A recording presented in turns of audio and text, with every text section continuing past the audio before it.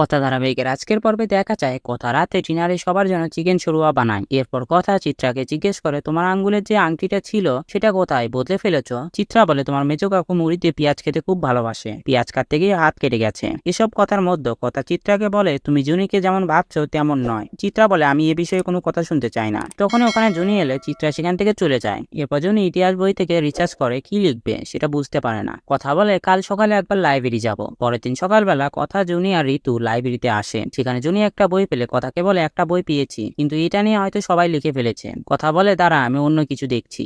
এই বলে ময়ে উঠে বই বাঁধতে গেলে সব বই পড়ে যায়। তারপর জুনি একটা বই দেখে বদ্রিকালী সিংহরাজার মন্দির, সেটা কথাকে দেখায়। কথা বলে তুই এই বিষয়ের উপর লিখবি। জুনি বলে কিন্তু বদ্রিকালী তো যেতে হবে। কথা বলে হ্যাঁ যাবো, আর আপন মনে বলে পাচক মশাইকেও রাজি করাবো, আর সবাই মিলে গেলে খুব মজা হবে। ওইদিকে থানায় আসে অগ্নি, যেদিন তিলককে যে ইঞ্জেকশন দিয়ে মারতে চেয়েছিল সে নিয়ে আলোচনা করে। এদিকে জুনির কি হয়েছে অঙ্কিত সেটা জিজ্ঞেস করলে জুনি সেটা এড়িয়ে যায়। ঠিক তখনই কথা সেখানে আসলে কথা অঙ্কিতকে বোঝায়। এরপর কথা ঘরে এসে জুনির সাথে সিংহরাজার মন্দির নিয়ে কথা বলতে থাকে। তারপর সেখানে নুপুর আর তিমির এসে জিজ্ঞেস করে কি নিয়ে কথা হচ্ছে। সেই মুহূর্তে সেখানে অগ্নি আসে। কথা এক এক করে সমস্ত গাছ নিয়ে অগ্নির সামনে রাখে আর তাদের নাম আর গুণাগুণ বলে। অগ্নি রেগে গিয়ে বলে অনেক হয়েছে, আমি কি তোর কাছ থেকে এসব শুনতে চেয়েছি। কথা বলে আপনি সবটা শুনলেন না, আমি ভাবছি জুনিকে নিয়ে বদ্রিখালি যাব, ওখানে অনেক গাছ পাওয়া যায়। আর এক জায়গার নাম লেখা ছিল পিপুল গাছের নিচ দিয়ে ওখানকার রাজারা দেবী মূর্তি মাথায় করে নিয়ে যেত। এ কথা শুনে অগ্নি কথার ওপর চিৎকার করে ওঠে। তো বন্ধুরা ভিডিওটি কেমন লাগলো কমেন্ট করে জানাও। এমন গসিপসে আপডেট পেতে আমাদের চ্যানেলটি সাবস্ক্রাইব করুন।